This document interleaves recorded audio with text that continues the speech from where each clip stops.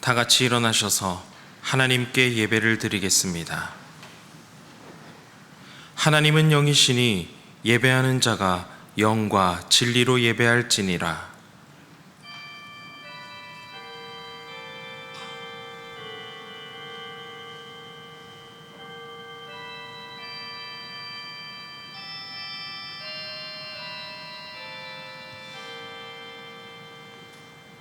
여호와의 산에 오를 자가 누구며 그 거룩한 곳에 설 자가 누구인가?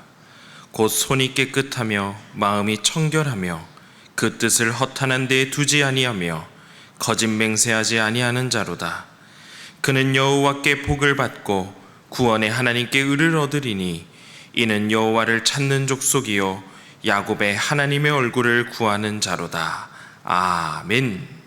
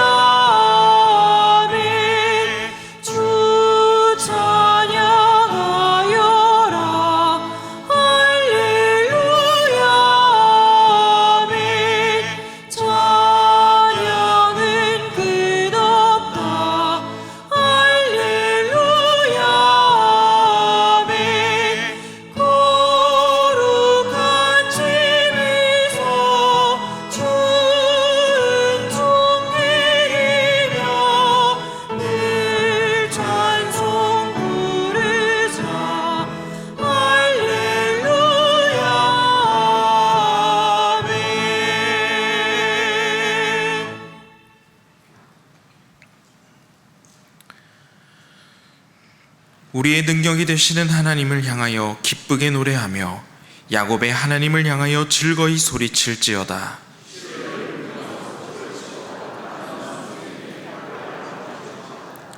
초하루와 보름과 우리의 명절의 나팔을 불지어다. 하나님이 애굽 땅을 치러 나아가시던 때에 요셉의 족속 중에 이를 증거로 세우셨도다. 이르시되 내가 그의 어깨에서 짐을 벗기고 내가 고난 중에 부르짖음에 내가 너를 건졌고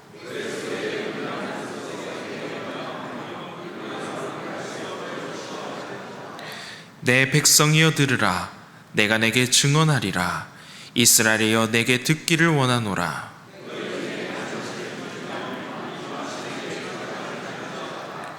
나는 너를 애굽 땅에서 인도하여 낸 여호와 내 하나님이니 내 입을 크게 열라 내가 채우리라 하였으나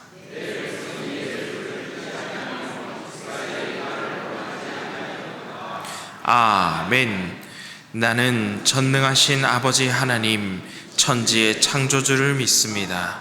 나는 그의 유일하신 아들 우리 주 예수 그리스도를 믿습니다. 그는 성령으로 잉태되어 동정녀 마리아에게서 나시고 본디오 빌라도에게 고난을 받아 십자가에 못 박혀 죽으시고 장사된 지 사흘 만에 죽은 자 가운데서 다시 살아나셨으며 하늘에 오르시어 전능하신 아버지 하나님 우편에 앉아 계시다가 거기로부터 살아있는 자와 죽은 자를 심판하러 오십니다. 나는 성령을 믿으며 거룩한 공교회와 성도의 교제와 죄를 용서받는 것과 몸의 부활과 영생을 믿습니다. 아멘. 거룩하신 하나님, 지난 한 주간도 육신의 욕심을 따라 살아간 우리의 죄를 자백합니다. 안일하며 사치하며 음란하며 시기하며 질투하며 분노했습니다. 몸의 모든 지체를 죄의 병기로 내어주어 죄를 짓는 일에 사용하였습니다. 주여, 우리의 모든 죄를 용서하시고 성령님의 뜻을 따라 거룩한 길을 다시 걷게 하여 주시옵소서. 이제 하나님과 나만이 아는 죄를 침묵으로 고백하겠습니다.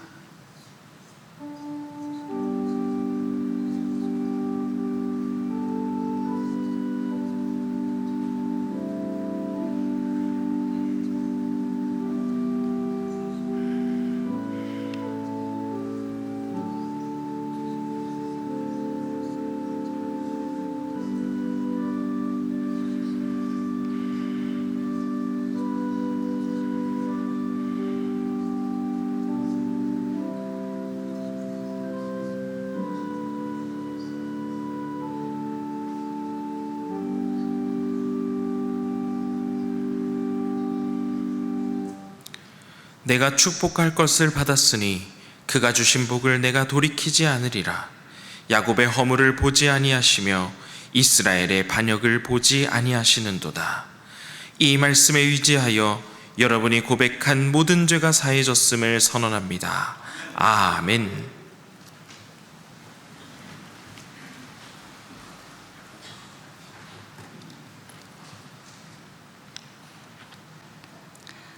전능하신 하나님 아버지, 무더웠던 여름도 서서히 물러가고 아침 저녁으로 시원한 바람과 함께 가을이 오고 있음을 느낍니다.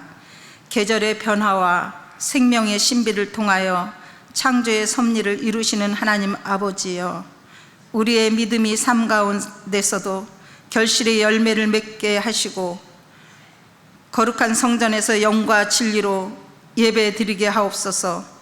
이 시간 하나님 앞에 드려지는 예배가 성령으로 충만하게 하옵소서. 사랑하는 신일교회를 위해 기도합니다.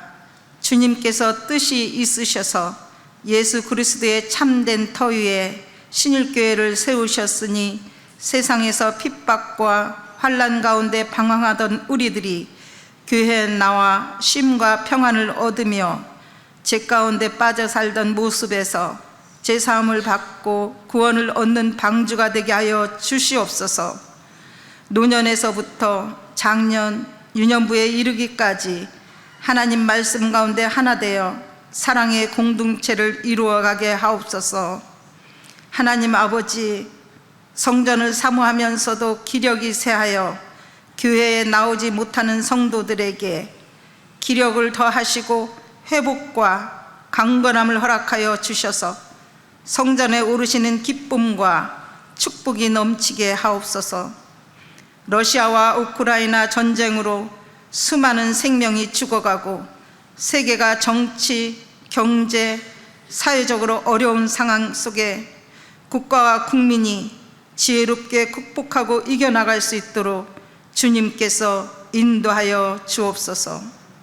어려운 경제로 한숨만 깊어져가는 가정과 직장, 사업을 다시 한번 회복시켜 주시어서 모든 순간이 당연한 것이 아니라 하나님의 은혜였음을 고백하게 하옵소서. 유인 목사님을 위해 기도드립니다. 바쁜 일정 가운데도 건강을 지켜주시고 늘 성령과 말씀으로 충만케 하셔서 맡겨주신 귀한 사명 끝까지 잘 감당하실 수 있도록 인도하여 주시옵소서. 하나님의 말씀을 선포하실 때 병든 영혼과 육체를 치료받게 하시고 성도들의 기도 제목들이 응답받는 귀한 시간 되게 하여 주시옵소서. 이 거룩한 주일 아침 예배를 위해 헌신하는 봉사자들의 수고를 기억하시고 주님 오시는 그날까지 변함없이 예배가 이루어질 수 있도록 성령으로 이끌어 주시옵소서. 할렐루야 찬양대와 합주단의 찬양을 기쁘게 받으시고 세세토록 영광 받으시옵소서. 감사함으로 찬양드리는 저들의 가정 위에 은혜와 평강이 넘치게 하옵소서. 예수 그리스도의 이름으로 감사하며 기도드리옵나이다. 아멘.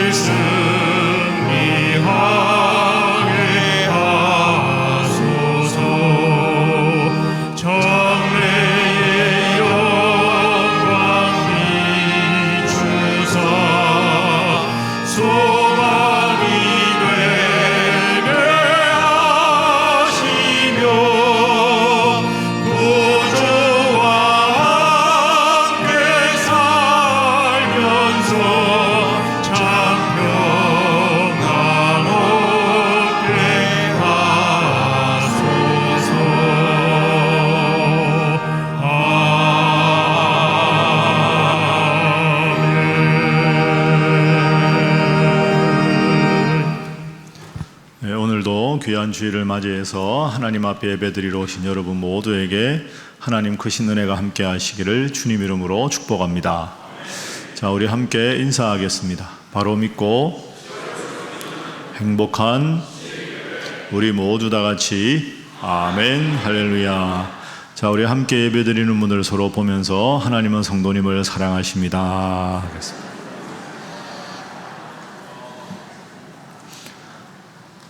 예, 이달의 요절 말씀은 레위기의 주제인 레위기 19장 2절 말씀입니다. 우리 다 함께 읽겠습니다. 너는 이스라엘 자손의 온 회중에게 말하여 이르라. 너희는 거룩하라. 이는 나 여호와 너희 하나님이 거룩함이니라. 아멘. 교회 소식 알려드리겠습니다. 추보 참조하시기 바랍니다. 세 번째 광고입니다. 오늘 오후 찬양 예배는 청소년부 주간 예배로, 다음 주일은 호산나 찬양대 주간 예배로 드리겠습니다. 말씀 속으로 주제별 특강 지난 수요일에 이어서 이번 수요일도 계속되겠습니다. 특히 이번 수요일에는 이단의 잘못된 점에 대해서 우리가 함께 공부하겠습니다. 수요일 5시 30분부터 식당에서 식사하시고 본당에 올라오셔서 함께 공부하시면 되겠습니다. 교재가 다 있는데 혹시 교재 못 받으시거나 교재가 필요하신 분은 나가시면서 목사님들께 말씀해 주시면 되겠습니다. 항존직 임직 예정자 교육이 이번 주 토요일에도 있습니다. 꼭 다들 참석하시기 바랍니다. 335 플리마켓이 있습니다. 어린아이들을 키우는 부모 세대인데 아이들에게 필요한 물품 이런 걸 저렴하게 함께 나누고 또 그 이익금은 선교 헌금으로 한다고 합니다. 전면 광고 보시면 자세한 안내가 있습니다. 여러분도 잘 살펴보시고 또 335 모임에 해당되시는 분들 다 함께 하시기 바랍니다. 어머니 기도회는 화요일 날 10시 30분에 개강을 하고 실버스쿨은 수요일 날 10시 30분에 개강을 하겠습니다. 여러분 나와서 기도하는 일에 또 실버로 함께 즐거운 시간 갖는 일에 기억하시고 동참하시기 바랍니다. 물된 동산 우리 교회 카페가 운영 시간을 좀 느렸습니다. 그래서 시간 잘 보시고 여러분들도 많이 이용하시기 바랍니다. 토요의 꿈학교 아띠가 계속되는 것, 그리고 솔티 상상까지 학부모들 다들 기억하시기 바랍니다. 다른 모든 광고 사항은 주보를 참조하시면 되겠습니다. 이제 하나님의 말씀 성경을 읽겠습니다. 오늘 이 예배를 위해서 하나님 우리에게 주시는 말씀은 구약성경 느헤미야 2장 1절부터 10절까지의 말씀입니다. 구약성경 느헤미야 2장 1절부터 10절까지 말씀을 저와 여러분이 한 절씩 교독하겠습니다.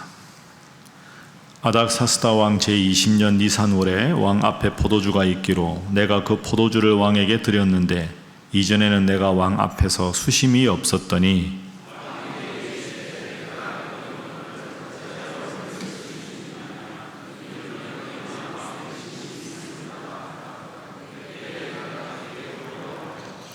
왕께 대답하되 왕은 만세수를 하옵소서. 내 조상들의 묘실이 있는 성읍이 이제까지 황폐하고 성문이 불탔사오니 내가 어찌 얼굴에 수심이 없사오리이까 하니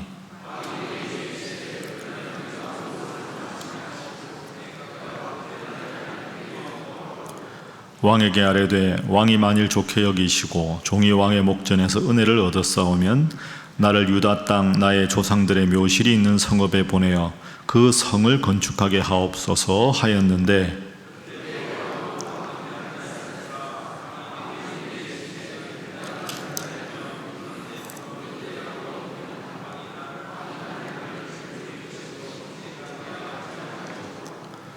내가 또 왕에게 아뢰되 왕이 만일 좋게 여기시거든 강 서쪽 총독들에게 내리시는 조서를 내게 주사 그들이 나를 용납하여 유다에 들어가기까지 통과하게 하시고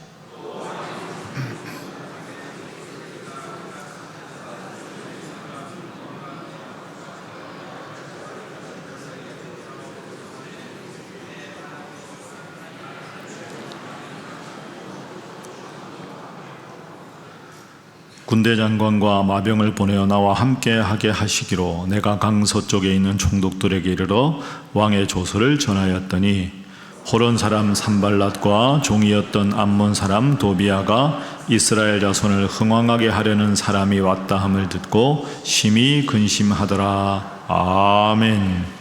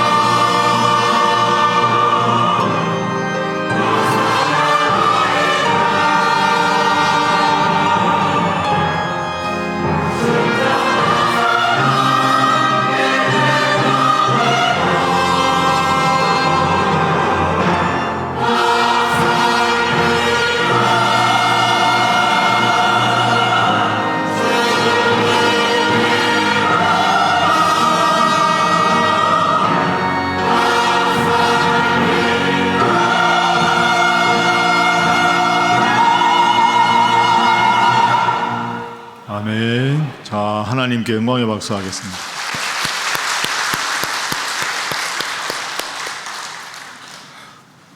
사람이 그 큰 걱정이나 근심이 있으면 그걸 숨기고 싶어도 안 숨겨지는 게 표정입니다.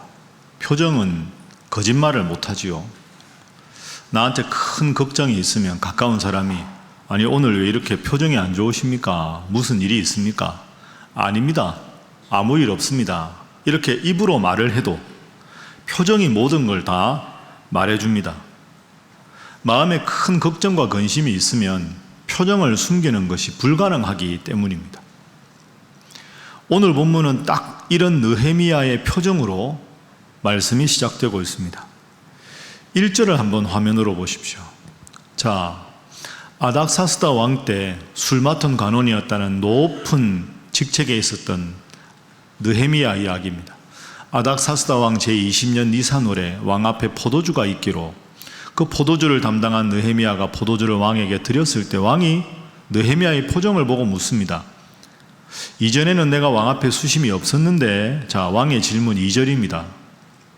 왕이 내게 이르시되 내가 병이 없는데 아픈 곳이 없는데 왜 얼굴에 수심이 있느냐? 아마 분명히 너 마음속에 큰 근심이 있나 보다. 이렇게 왕이 묻습니다.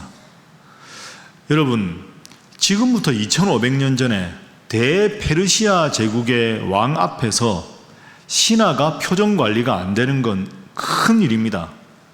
감히 왕 앞에서 신하인 주제에 표정이 이게 뭐냐? 당장 끌어내라 하면 즉석에서 죽을 수도 있는 일입니다. 느헤미야가 이걸 몰랐겠습니까? 지난주에 살펴본 대로 느헤미야는 지금으로 말하면 왕의 비서실장 역할을 겸합니다. 누구보다 지혜롭고 무예가 뛰어나고 왕의 신임을 독차지하는 매우 충성스러운 신하입니다. 그런 훌륭한 신하가 왕 앞에서 표정 관리가 안 될 리가 없습니다. 무엇을 말합니까? 도저히 이 문제는 내가 왕 앞에서 아무리 표정을 밝게 하려고 해도 도저히 안 될 정도로 큰 걱정과 근심이 있었다 하는 것을 보여줍니다. 왜 이렇게 느헤미야가 그러면 표정 관리가 안 되고 힘들까요?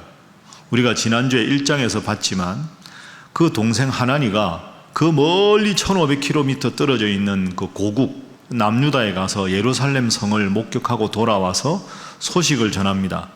형님, 예루살렘 성은 다 허물어지고 예루살렘 성벽은 다 불타버렸습니다. 그 말을 듣고 이 느헤미야가 너무너무 마음 아파하지요. 내 살아가는 조국과 내 살아가는 조국에 있는 동포들의 그 안타까운 상황을 듣고 많이 걱정합니다. 맞습니다. 그것 때문에 지금 마음이 힘든 겁니다. 그런데 그것 때문만은 아닙니다. 조국과 동포들의 그 가슴 아픈 사연을 들어서 그 사정 때문에 마음이 아픈 것도 있지만 사실은 그보다 더 큰 걱정과 근심이 느헤미야의 마음속에 있습니다. 그게 뭐냐? 오늘 여러분 받으신 속지에 제가 썼는데요. 느헤미야의 고민은 어떻게 왕의 재가를 얻어낼 것인가? 자, 좀 구체적으로 한번 설명을 해보겠습니다. 지난주에 제가 여러분들에게 그 화면을 보여드렸는데요. PPT를. 자, 잠시 보시지요. 자, 페르시아 바사는 관용 정책을 펼쳤기 때문에 포로로 잡혀있던 남유다 백성들이 원하면 고국으로 돌아가라 하고 허락을 해줬습니다. 그래서 1차 귀환, 2차 귀환, 3차 귀환을 했는데 3차 때 예루살렘으로 돌아올 때 지도자가 느헤미야였다. 이렇게 말씀드렸습니다. 그런데 그 바로 위에 2차 귀환을 보시면 제사장 에스라가 기원전 458년, 그러니까 느헤미야가 예루살렘에 가기 13년 전에 이미 2차로 백성들을 데리고 바사에서부터 예루살렘으로 돌아왔습니다. 자, 그런데 그때 에스라가 남유다 백성들을 데리고 와서 나름대로 하나님 앞에서 개혁 조치를 하고 그리고 예루살렘 성전을 재건하기 위해 노력하고 그리고 예루살렘 성벽, 이미 회파된 예루살렘 성벽을 재건하기 위해서 노력을 했었습니다. 그런데 그 노력이 실패로 돌아갔습니다. 왜 실패했느냐? 에스라가 그 남유다 백성들, 예루살렘 백성들과 예루살렘 성벽을 새로 이제 수축을 하려고 하고 있는데 방해꾼들이 바사의 왕에게 상소문을 올립니다. 자, 상소문의 내용을 한번 볼까요? 에스라 4장 13절 말씀. 성벽을 딱 지으니까 방해꾼들이 바사 왕에게 뭐라고 하냐? 왕은 아십시오. 만약에 이 예루살렘 성읍을 건축하고 성곽을 완공하면 남유다 예루살렘 무리들이 다시는 조공과 관세와 통행세를 왕에게 바치지 않을 겁니다. 그러면 결국 왕에게 손해가 됩니다. 이런 상소문을 올립니다. 그 상소문을 딱 들어보니까 바사 왕이 예루살렘 성벽 지으면 이들이 반역을 일으킬 수 있겠다 하는 생각이 자연스럽게 들지 않겠습니까? 그래서 21절 보십시오. 왕이 명령을 내립니다. 예루살렘 성벽을 에스라가 짓는다고 하니 그 공사를 그치게 하여 그 성을 건축하지 못하게 하라 하고 왕이 성벽 건축을 중지하라는 명령을 내립니다. 그러니까 사실은 에스라가 돌아와서 예루살렘 성벽을 재건하려다가 못하니까 여전히 느헤미야 때까지 성벽은 훼손되어 있고 성벽은 불탄 채로 고스란히 남아있게 된 겁니다. 그런데 여러분, 여기서 놓치지 않아야 되는 중요한 점이 하나 있습니다. 예루살렘 성벽 중지, 예루살렘 성벽 앞으로 짓지 마, 이렇게 명령한 바사의 당시 왕이 누굴까요? 그 왕이 누구냐? 에스라 4장 7절에 나옵니다.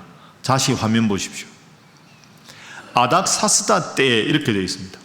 예루살렘 성벽을 에스라 때에 지으려고 할 때 그걸 중지시킨 왕이 누구라고요? 아닥사스다 왕입니다. 이 왕의 이름 들어봤죠? 언제 들어보셨습니까? 지난 주일날 들어보셨지 않습니까? 지금 느헤미야가 섬기는 왕이 아닥사스다 왕입니다. 여기에 느헤미야가 고민이 있는 겁니다. 자, 조국을 사랑하니까 느헤미야는 빨리 가서 예루살렘 성벽을 다시 짓고 싶은 마음이 많았습니다. 그러려면 왕의 허락을 받아야 될 거 아닙니까? 그런데 지금 내가 섬기고 나를 신임하는 이 아닥사스다 왕이 불과 10여 년 전에 예루살렘 성벽 공사는 짓지 마라, 그만하라 하고 중지했던 명령을 내린 그 왕입니다. 그러니 이 느헤미야는 고민이 될 수밖에 없는 거죠. 예루살렘으로 가서 내 조국을 재건하고 싶은데 그러려면 왕이시여 예루살렘 성벽을 재건하는 걸 허락해 주십시오 해야 되는데, 왕이, 그 제국의 왕이 자기 입으로 중지시킨 것을 자기 입으로 다시 번복을 하면서 이제 다시 지어라, 이럴 수는 없는 일 아닙니까? 그걸 누구보다 잘 아는 느헤미야가 왕이시여 예루살렘 성벽을 다시 재건하게 허락해 주십시오, 무엄하다, 신하인 주제에 건방지게 감히 내가 명령한 것에 반기를 들다니 당장 죽여라, 그러면 느헤미야는 죽을 수도 있는 상황입니다. 자, 번복을 요청하면 반역죄로 죽을 수 있고, 가만히 있으면 조국과 동포들은 고통을 당하고 있고, 이럴 수도 없고 저럴 수도 없습니다. 그래서 느헤미야가 지금 표정 관리가 안 되는 겁니다. 여러분에게 한번 적용을 해보시죠.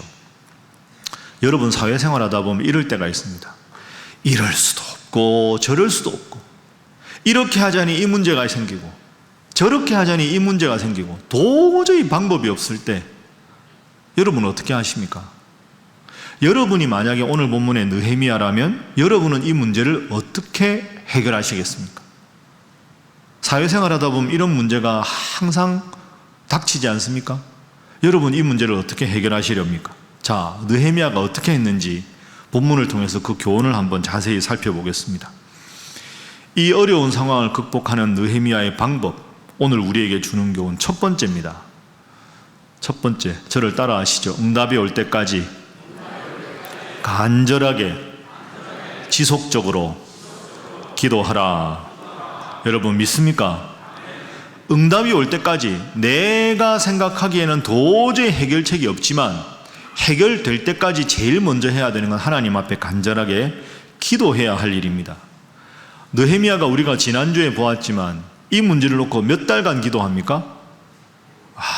그 사이에 일주일 사이에 다 까먹으시고 4달 동안 4달 내내 주야로 금식하고 4달 내내 기도합니다. 그리고는 오늘 2장으로 딱 넘어간 거죠. 자, 결과부터 볼까요? 어떻게 됐느냐? 결과 2장 5절 보십시오. 자, 2장 5절 느헤미야가 말합니다. 드디어 자 함께 읽어봅니다. 시작. 왕에게 아뢰되 왕이 만일 좋게 여기시고 왕이 종이 왕의 목전에서 은혜를 얻었사오면 나를 유다 땅 나의 조상들의 묘실이 있는 성읍에 보내어 그 성을 건축하게 하옵소서 하였는데, 그 성을 건축하게 하옵소서 목숨을 걸고 말합니다. 자, 4개월간 기도하니까 어떤 결과가 생겼는가? 6절 보십시오. 왕이 어떻게 합니까? 왕이 나를 보내기를 어떻게 여기셨다? 좋게 여기셨다. 그래, 알았다. 느헤미야야, 다녀와라. 아니, 왕이 명령해서 중지시켰는데 느헤미야가 부탁하니까 괜찮아, 다녀와. 내가 허락할게. 예루살렘 성벽 재건하는 것 내가 허락한다. 이렇게 되었습니다. 위대한 기적이지요. 왕이 자기 말을 정면으로 바꾼 겁니다. 이 기적이 있게 된 이유가 무엇입니까? 느헤미야가 간절하게 지속적으로 4달 동안 목숨을 걸고 기도했기 때문입니다. 여러분, 이것이 가장 중요한 교훈입니다. 우리와 느헤미야의 차이가 뭘까요? 우리도 기도하고 느헤미야도 기도하고, 우리는 기도하는데 조급합니다. 딱 내 계획을 정해놓고 요 안에만 기도하고, 이 계획이 하나님 기도에 응답이 안 오면 기도를 포기하지요. 느헤미야는 그렇지가 않았습니다. 하나님께서 응답해 주실 때까지 주야로 금식하면서 간절하게 기도한 겁니다. 여러분, 느헤미야를 꼭 본받으십시오. 기도는 언제까지 하는 겁니까? 응답이 올 때까지. 여러분 믿습니까? 이게 참 중요합니다. 조금 기도하고는 마음이 조급해가지고 그냥 그만두고 하나님은 내 기도 안 들으신다, 그게 아닌데 더 간절하게 메어 달려야 되는데 그걸 못하는 거죠. 어떤 사람이 있었는데 하나님 믿는 이분이 성격이 아주 급했답니다. 항상 너무 성격이 급해서 자꾸 일을 그르칩니다. 어느 날 하나님 앞에 딱 결단을 하고 기도했습니다. 하나님, 저에게 인내하는 마음을 주십시오. 하나님, 저에게 참을 수 있는 마음을 주십시오. 오늘도 기도하고 내일도 기도하고 또 기도합니다. 하나님, 저에게 인내하는 마음을 주십시오. 참을 수 있는 마음을 주십시오. 근데 이 사람은 마음이 조급한 사람 아닙니까? 끝에 이렇게 기도했다. 하나님, 인내하는 마음을 주십시오. 참을 수 있는 마음을 주십시오. 그 다음에 지금 당장 주십시오. 이렇게 얘기해요. 참을 수 있는 마음을 달라고 기도하면서도 지금 당장을 이야기하는, 그게 사실 우리 모습 아닌가. 느헤미야는 하나님이 응답해 주실 때까지 기도했는데 우리는 내 짧은 계획을 딱 정해놓고 그 안에 기도하고 하나님께 등을 돌리니 응답이 안 오는 거죠. 그래서 저를 한번 따라해 보시죠. 기도는 응답받을 때까지 해야 한다. 여러분 그렇게 하시겠습니까? 네. 응답받는 기도의 최대의 적이 뭘까요? 따라합니다. 조바심이다. 조바심입니다. 막 급해가지고 방금 제가 말씀드린 그 성도처럼 참게 하옵소서, 지금 당장. 그게 우리 모습입니다. 응답받는 기도의 최대의 적은 조바심 되는 거예요. 응답될 때까지 열심히 기도하셔서 하나님의 응답을 삶 속에 체험하는 여러분 되시기를 주님 이름으로 축복합니다. 자, 우리 옆에 분들과 인사하겠습니다. 응답받을 때까지 열심히 기도하시기 바랍니다. 한 번 더 인사할까요? 하나님은 반드시 응답하십니다. 자, 이제 속지 뒤로 넘어갑니다. 자, 뒤에 넘기시고 옆에 놓고 보겠습니다. 하나님이 기도를 응답해 주셨습니다. 드디어 하나님이 기회를 주신 거죠. 자, 넉 달간 열심히 기도했는데 우리가 결론적으로 응답을 받은 걸 보았습니다. 어떤 과정이 있었는지 응답의 과정을 한번 살펴보죠.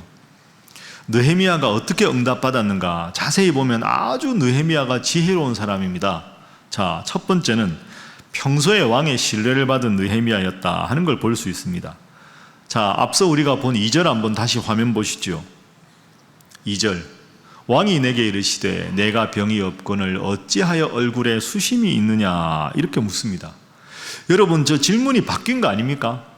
신하가 왕에게 왕이시여 근심이 있으십니까? 이렇게 물어야 자연스러운데 왕이, 그 페르시아 제국의 왕이 신하에게 표정이 오늘 왜 이렇게 안 좋아? 무슨 일이 있어? 하고 근심 어린 표정으로 묻습니다.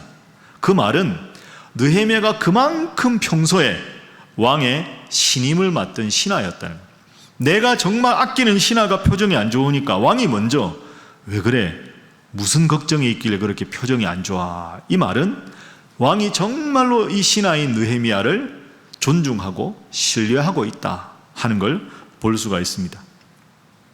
그리고 우리가 방금 읽은 대로 느헤미야가 예루살렘에 돌아가게 해주십시오 해서 왕이 허락을 하지요. 자, 그 장면도 6절 다시 한번 보십시오.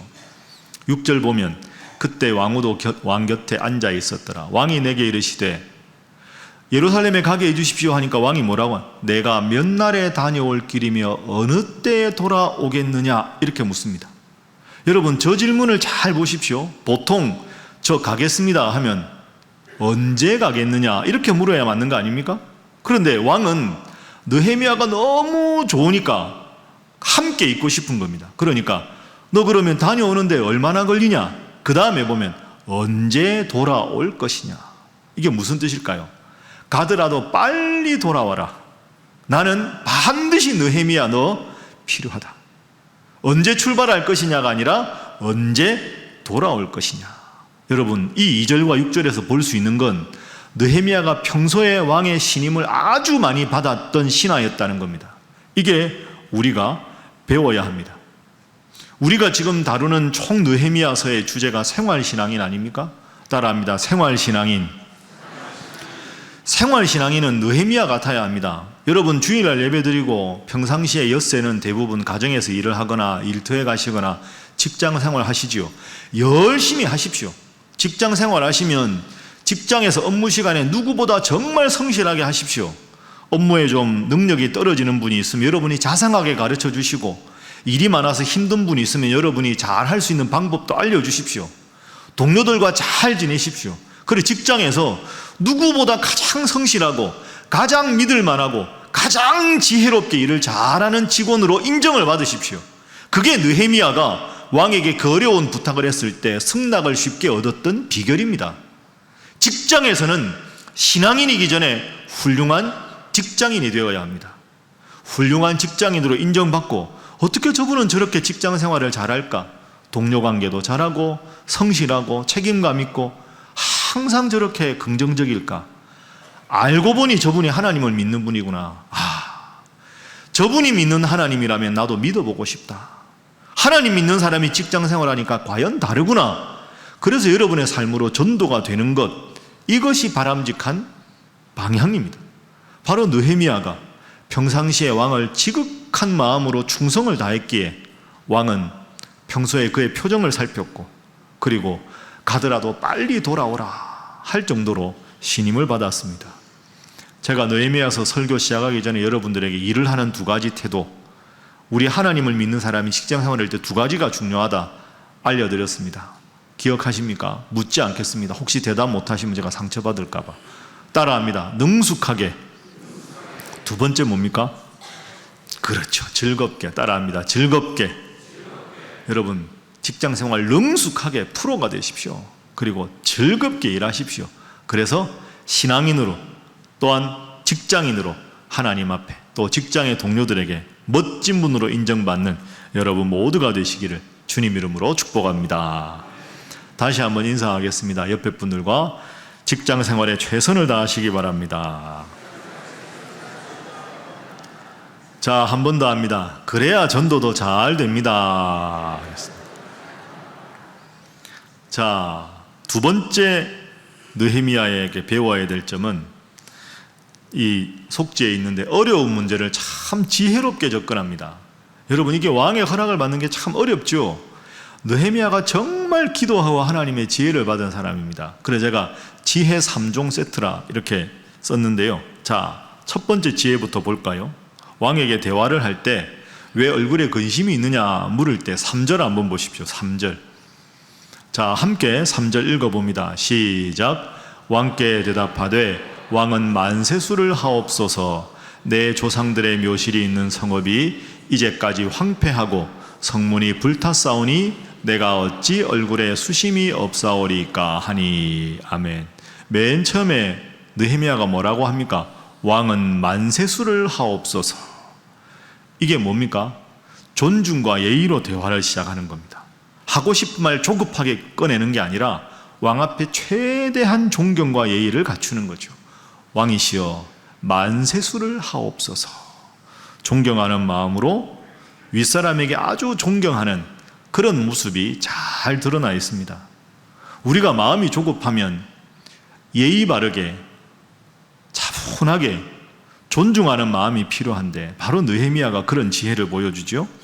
자, 두 번째 지혜가 있습니다. 방금 읽은 3절을 다시 한번 보십시오.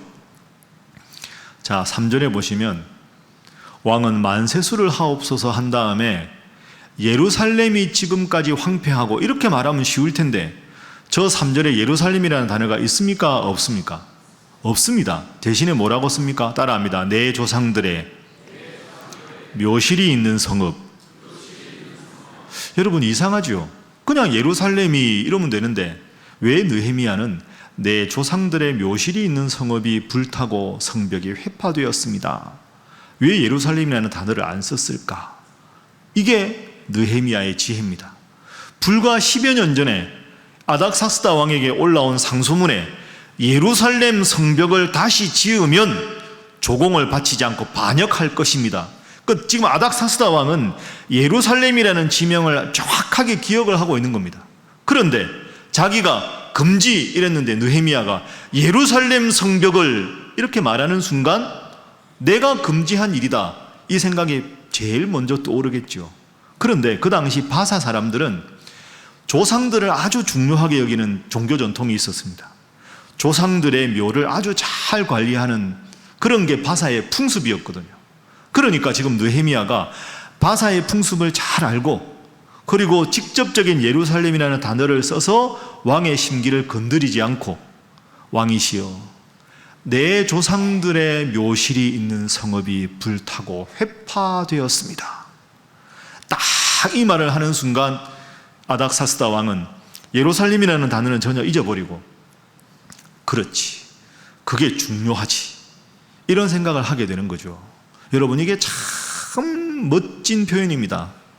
왕의 심리를 정확하게 꿰뚫고 내가 하나님 앞에 받은 지혜로 정확하게 그러나 완곡하게 표현해서 왕의 심기를 건드리지 않으면서도 자신의 요청을 얻어낼 수 있는 지혜로운 단어를 예루살렘 대신에 내 조상들의 묘실이 있는 성읍 이렇게 말을 한 거죠.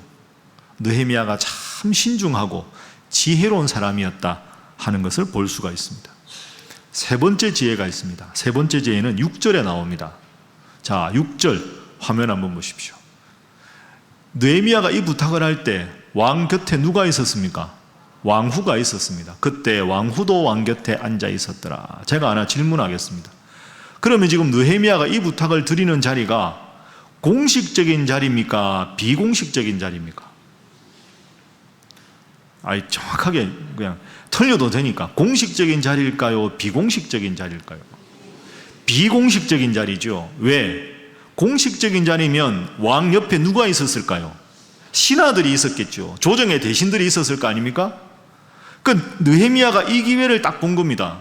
그러면 느헤미야가 제가 예루살렘에 돌아가서 성벽을 짓겠습니다 이렇게 말하는 순간 아닥사스다 왕은 내가 금지시켰는데 이 생각을 하겠지만 만약에라도 느헤미야의 요청을 들어주고 싶어도 10여 년 전에 그때 있었던 신하들은 다 기억하고 있거든요. 예루살렘 성벽을 중지시켜라, 재건은 안 된다 그랬던 왕이 공식적인 자리에서 신하들 앞에서 그 성벽 다시 지어라 이렇게 말하는 순간 신하들 앞에 왕의 권위로 아주 땅에 떨어지는 거죠. 저 왕은 자기가 그냥 원할 때 내키는 대로 말하는 왕이구나. 그러면 왕의 권위가 신하들 앞에서 현격하게 떨어지지 않겠습니까? 그런데 이 자리는 비공식적인 자리입니다. 왕 옆에 왕후가 함께 있습니다. 느헤미야가 정확하게 기회를 포착을 한 거죠. 비공식적인 자리니까 너 오늘 왜 표정이 안 좋아? 걱정이 있습니다. 무슨 걱정이냐? 내 조상들의 묘실이 있는 성읍이 회파되었습니다. 왕이시여. 그래? 그러면 그래 괜찮아. 예루살렘 돌아가서 빨리 와. 그리고 지어도 돼. 비공식적인 자리니까 왕이 편안하게 승낙을 할 수가 있었던 거죠. 여러분, 이 세 가지 느헤미야의 지혜를 잘 생각해 보십시오. 여러분의 일상생활에 적용해 보십시오.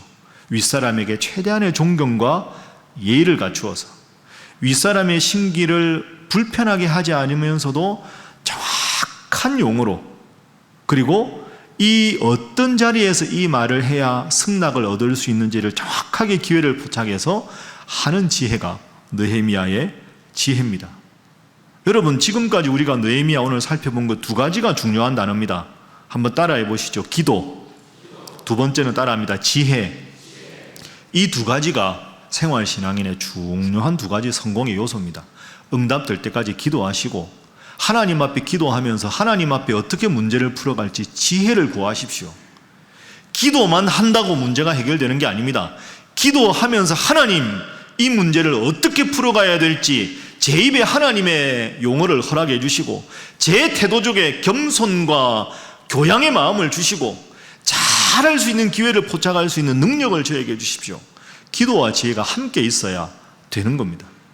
여러분, 내일 모레 시험인 학생이 하나님, 공부 하나도 안 하고 하나님, 저에게 시험지를 보여주시옵소서, 답안지도 함께 보여주시옵소서, 밤새 철야기도하고 시험 보러 가십시오. 졸려서 시험 망칩니다. 하나님 그런 기도는 안 들어주십니다. 공부도 열심히 하고 기도해야지, 공부 하나도 안 하고 답안지를 보여주십시오, 시험지를 보여주십시오, 어리석은 것 아닙니까? 똑같습니다. 기도하는 사람은 마음의 희망을 품고 계획을 짜는 사람입니다.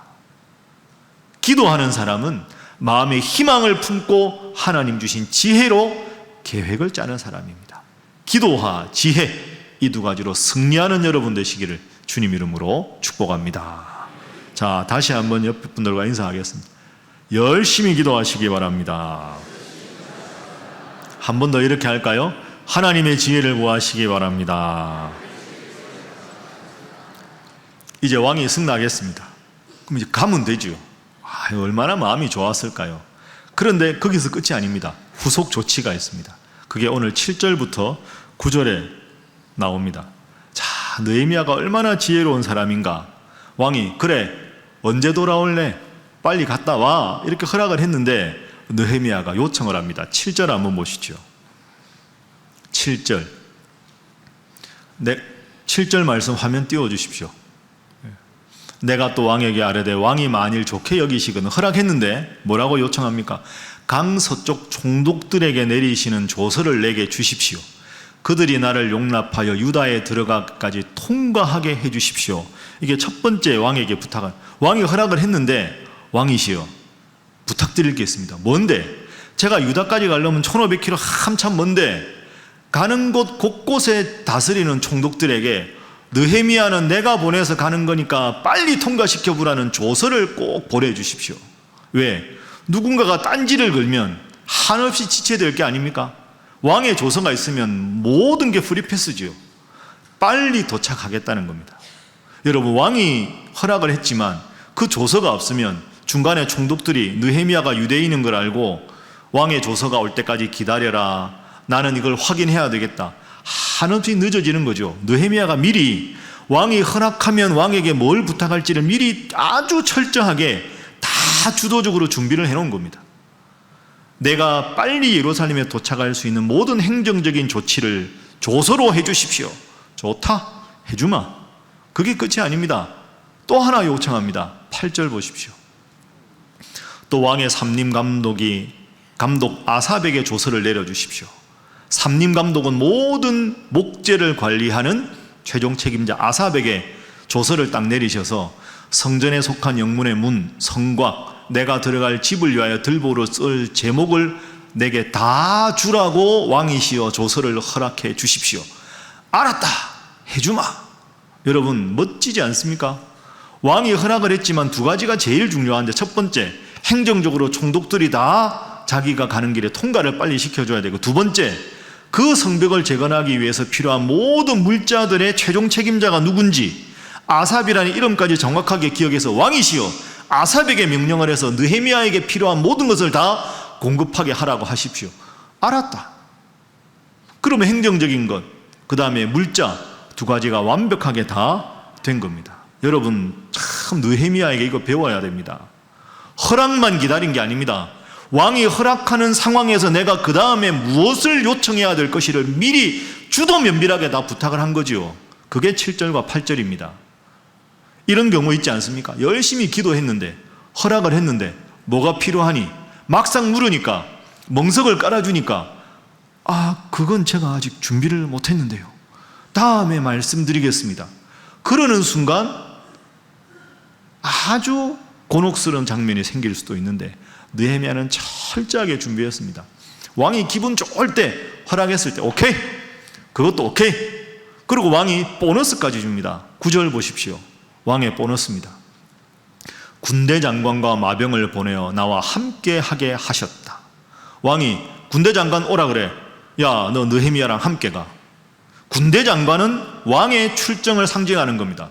왕이 쓰는 마병을 친히 보내줍니다. 그럼 여러분, 바사에서부터 예루살렘까지 가는 길에 왕이 친히 임재하는 군대 장관과 마병을 보내면 모든 감시 감독자들이 이건 왕의 특별한 특사라고 생각하고 무조건 통과시켜 주겠지요. 아세백에 갔을 때 그 물품을 요구해도 이건 왕께서 특별한 호의를 베풀어 주시는구나, 아낌없이 물자를 제공하지 않았겠습니까? 느헤미야는 이 모든 것까지 미리 계산해 넣었던 사람입니다. 마지막으로, 그러면서도 느헤미야는 겸손을 잃지 않았습니다.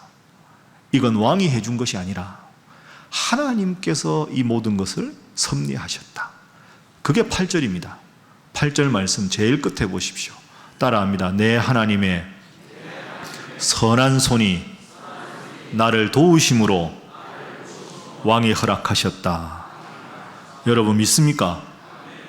왕이 허락을 했다고 해서 왕에게만 고마워하는 게 아니라 내 하나님의 선한 손이 도와주셨기 때문에, 하나님께서 왕의 마음을 움직여 주셨기 때문에 이 모든 것을 왕이 허락한 것이다. 끝까지 믿은 것은 왕보다는 누굽니까?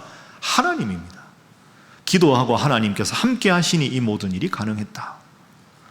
그러니까 여러분, 느헤미야는 참 지혜로웠지만 끝까지 하나님의 은혜 아니면 이 모든 일이 안 된다는 그런 마음을 가진 훌륭한 신앙인이었습니다. 얼마나 겸손한 사람입니까? 이런 겸손을 우리가 배워야 되는 거죠.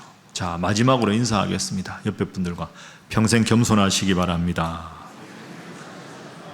한 번 더 합니다. 모든 것이 하나님의 손길 아래에 있습니다. 이제 오늘 말씀을 정리하겠습니다. 느헤미야가 아닥사스다 왕의 신임을 받기는 했지만 예루살렘에 가는 걸 허락받고 예루살렘 성벽을 재건하는 걸 허락받는 일은 참으로 어려운 일이었습니다. 어떻게 느헤미야가 이 어려운 일을 잘할 수 있었습니까? 첫 번째, 간절하게 지속적으로 응답이 올 때까지 느헤미야는 기도했습니다. 기도만 한 게 아니라 기도하면서 이 문제를 어떻게 풀어가야 할지 하나님 앞에 간절하게 하나님의 지혜를 구했습니다. 평상시에 최선을 다했고 겸손과 교양과 왕에게 존경하는 표현을 갖추어서, 그리고 항상 미리 내가 할 말을 하나님 앞에 철저하게 준비해서 하나님이 때를 주셨을 때 한 번에 아주 멋지게 이 모든 문제를 해결받을 수가 있었습니다. 사랑하는 우리 신일교회 성도 여러분, 여러분은 하나님의 자녀입니다. 자녀는 부모님께 구하면, 사랑하는 부모님은 자녀들에게 어김없이 필요한 것을 다 채워주십니다. 하나님, 우리의 아버지이신 하나님 앞에 간절히 기도하고 지혜를 구해서 오늘 주님 앞에 예배 잘 드리는 이 모습이 이 모습으로만 한정될 것이 아니라 삶의 현장에 나가서 멋진 생활신앙인으로 승리하고 형통한 우리 신일의 모든 성도 되시기를 주님 이름으로 축복합니다. 기도하겠습니다. 우리의 기도를 들으시고 지혜를 주시는 하나님, 느헤미야에게 함께 하신 하나님, 오늘 우리 신일의 성도들의 문제에도 친히 역사하여 주옵소서. 주님께 기도하는 마음을 이들에게 허락하시고 평소에 주님 주신 일에 충실하고 성실하게 하옵소서. 주님의 지혜를 구할 때 풍성한 하늘의 지혜를 허락하여 주옵소서. 철저하게 미리 준비하게 하셔서 주님 기회 주셨을 때 그 기회를 붙잡고 승리하게 하시는 하나님의 능력을 날마다 삶 속에 친히 경험하게 하여 주시옵소서. 하나님, 우리 신일 성도들의 삶에 크게 역사하여 주시옵소서. 함께하여 주시옵소서. 믿고 감사하며 예수님의 이름으로 기도하옵나이다. 아멘.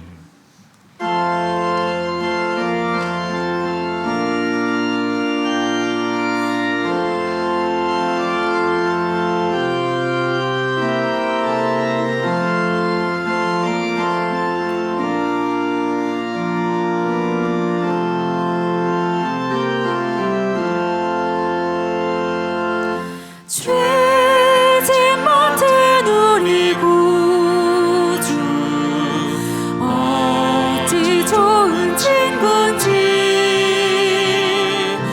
걱정 근심 무거운지 우리 주께 맡기세. 주께 고함 없는 고로 벌을 받지 못하네. 사람들이 어찌하여 아를 줄을 모를까. 시험 걱정 모든 괴로움 없는 사람 누군가. 부질없이 낙심 말고 기도드려 아뢰세. 이런 진실하신 친구 찾아볼 수 있을까. 우리 약함하시오니 어찌 아니하를까. 근심 걱정 무거운지 아니 진짜 누군가. 피난처는 우리 예수 주께 기도드리세. 세상 친구 멸시하고 너를 조롱하여도 예수 품에 안기어서 참된 위로받겠네.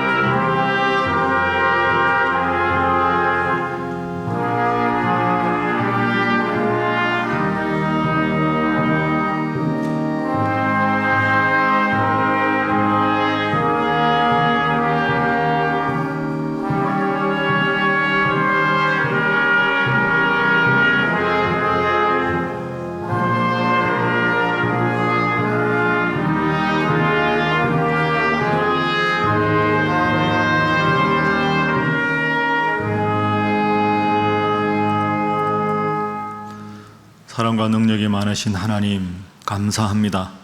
오늘도 하나님 앞에 예배드릴 수 있는 마음 주셔서 또 건강 주셔서 이 자리에 나오게 하신 것 감사합니다. 하나님, 우리는 하나님의 자녀지만 세상에 때로 무력하게 살아갈 때가 많습니다. 내 앞에 있는 문제를 하나님의 능력으로 해결하는 열쇠가 기도임을 깨닫고 하나님의 응답이 올 때까지 간절하게 기도하게 하여 주시옵소서. 나의 짧은 지식을 의지하지 않게 하시고 기도 가운데 하나님 앞에 간절하게 지혜를 구하여 하나님 원하시는 때 하나님 원하시는 방법으로 하나님 주신 지혜로운 입술로 모든 문제를 잘 해결하게 하여 주시옵소서. 미리 철저하게 준비하게 하시고 부족한 저희의 삶의 능력이 아니라 하나님의 능력으로 생활신앙인으로 멋지게 성공하고 형통하며 살아가는 자 되게 하여 주시옵소서. 그리하여 세상 속에서 정말로 하나님 앞에 기도하고 하나님의 지혜로 살아가니 이렇게 인생이 행복하고 즐거울 수 있구나, 날마다 체험하여 하나님 믿는 것이 가장 행복하고 신일교회 성도라는 자부심을 가지며 날마다 기쁨과 감사함으로 살아가는 신일의 모든 성도들 되도록 하나님 함께하여 주옵소서. 오늘도 하나님 주신 은혜 감사하며 귀한 예물을 주님 앞에 올려드립니다. 손길마다 복에 복을 더하시되 하나님의 놀라운 능력과 은혜와 복으로 채우시고 역사하여 주옵소서. 예물이 사용되는 곳마다 함께 하셔서 이 하나님이 위대하신 이름을 만방에 전하는데 귀하게 사용되는 예물 되게 하여 주옵소서. 하나님 가장 기뻐하시고 하나님 가장 복 주시는 이 귀한 예배 시간 함께 오고 싶으나 함께하지 못한 많은 성도들이 있습니다. 형편과 처지를 두루 살피시고 우리가 그들을 위하여 기도하여 이 전이 가득 차게 도와주시옵소서. 약하고 병든 자들이 주님 앞에 기도함으로 온전히 회복되는 역사가 있게 하여 주시옵소서. 주님께 등을 돌린 자들이 주님의 사랑을 다시 한번 깨닫고 이 자리에 다시 돌아오는 날 속히 오도록 역사하여 주시옵소서. 하나님, 새롭게 맞이하는 한 주간도 주님께 맡깁니다.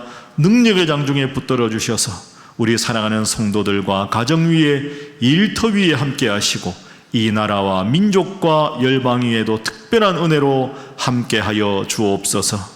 한 주간 생활신앙인으로 살아가고자 다짐하는 우리의 결단 위에 함께 하셔서 하나님의 특별한 은혜를 한 주간 체험하고 다음 주일 주님 앞에 나올 때는 더 큰 감사의 제목을 안고 이 자리에 오도록 역사하여 주옵소서. 믿고 감사하며 예수님 이름으로 축복하고 기도하옵나이다. 아멘. 이제 다 함께 일어나셔서 물된 동산 찬양하겠습니다.